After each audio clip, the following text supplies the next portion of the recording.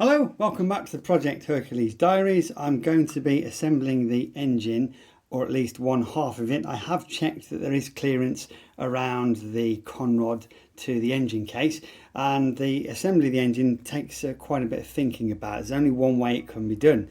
So what I've done so far, I've put the sleeve onto the piston onto the conrod. That assembly was in a previous video.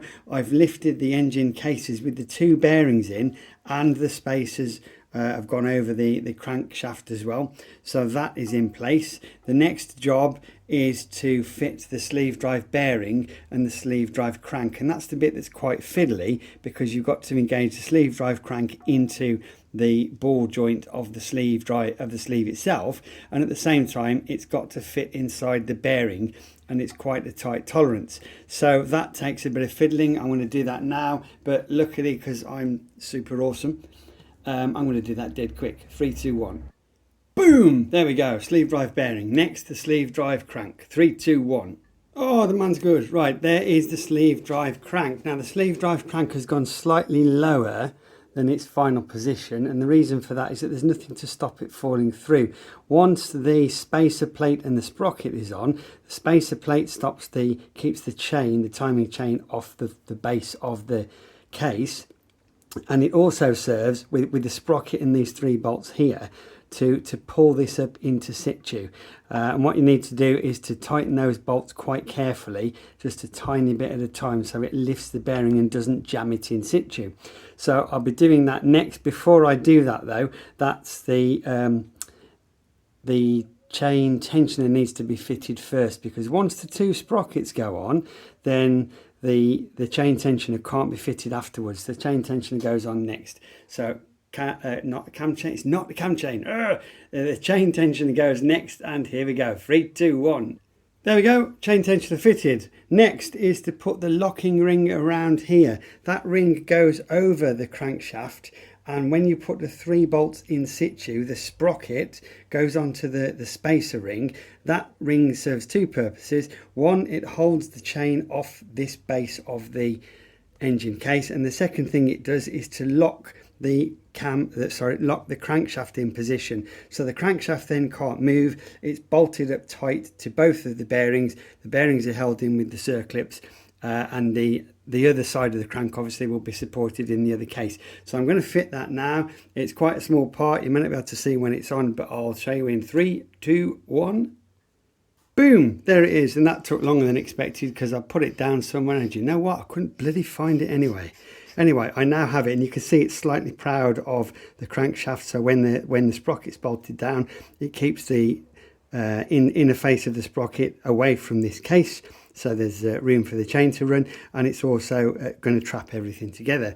Okay, next job is to fit the spacer here and the chain with the sprockets on. When I fit the 2 sprockets, bolting the sprocket at this end will lift this sleeve drive crank so it's flush with the bearing, and bolting the sprocket at this end will make sure that the whole crank assembly is locked up. But in doing that, I've also set the exhaust and the inlet valve timing. So what I'm going to do is I'm going to put the sprockets in situ, and I'm just going to loosely put one of the bolts in, but then I'm not going to fully tighten it because I've still got to set the valve timing in a little bit. Okay, next job is to fit those chains and sprockets in 3, 2, 1. There's the spacer, next the chain, the sprockets. 3, 2, 1. Boom, get in. So that's the chain, the sprockets fitted and bolted down. They need to be a little bit careful at this point because it is possible to extend the sleeve beyond the bottom of the piston rings, and the rings can pop out of the sleeve. The piston rings are being compressed and the piston is inside the sleeve at the moment. So at the moment I haven't timed the engine properly. It's not possible at this stage, but I don't want to be turning it manually later and find that the piston descends below the bottom of the sleeve. So I set it at the moment with the sleeve as low as it will go. It's pretty much by eyesight, but this is the pin that drives the sleeve up and down. So in this pin's at the bottom here, in relation to the 12 o'clock of the engine, when it's at 6 o'clock, the sleeve is as low as it will go, and also the piston is underneath here. Sorry, you can't see my fingers, I'm off camera. The piston is as near as I can get it to bottom of the stroke. So that means the piston won't go any lower than it is now while the sleeve is in this current position. So in theory, we shouldn't have that happen, but we do need to be quite careful.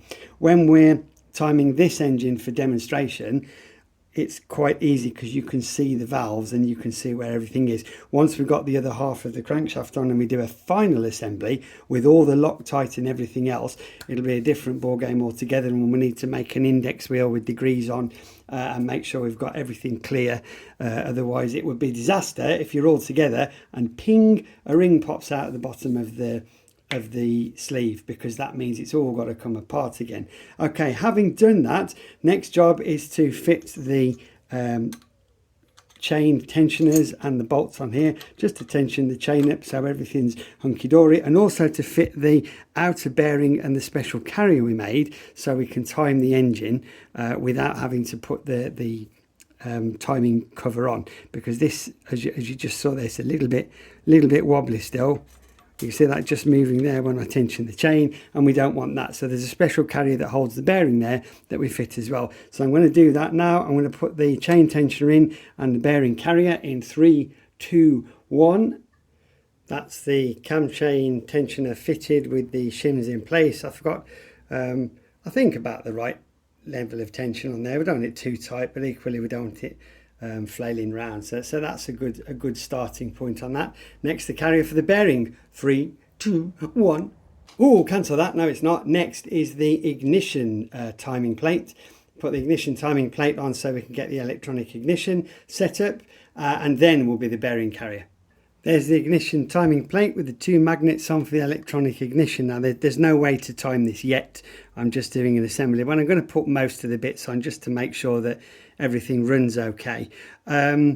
On the ignition timing, I've just been thinking about this a little bit more. This crank runs at half the engine speed, so if the piston is at the bottom at the same time that the sleeve is at the bottom, it stands to reason that when the sleeve is at the top, the piston will be back at the bottom, won't it? Because one runs twice as fast as the other, and that's probably what we don't want. So I just make a mental note not to turn the engine with the chain engaged. What I'll do is, once it's standing up and securely supported with the barrel and piston on, I'll remove this screw so that when I rotate the crank, it doesn't lift the sleeve, it doesn't move the sleeve, and the sleeve will remain at the lowest position. So at least I can turn the crankshaft safely then without risking the rings popping out the bottom of the piston. That's what I'm going to do there. Last thing before I lift this up into the sky is to fit the special carrier that we made to carry the bearing on the end of the sleeve drive crank, and I shall do that in 3, 2, 1. Whoosh, there we go. Right, so that's everything for now. I'm not going to fit the oil pump, because if something does go a bit tight when you're turning the handle to crank the engine, I want to know what's going tight. Is it a case of the conrod kissing the case? Is it the sleeve drive crank kissing the case? Is it the worm on the wheel of the pump? And if there's too many things engaged all together, it'll be difficult necessarily to know what's causing an engine to go tight at any particular point.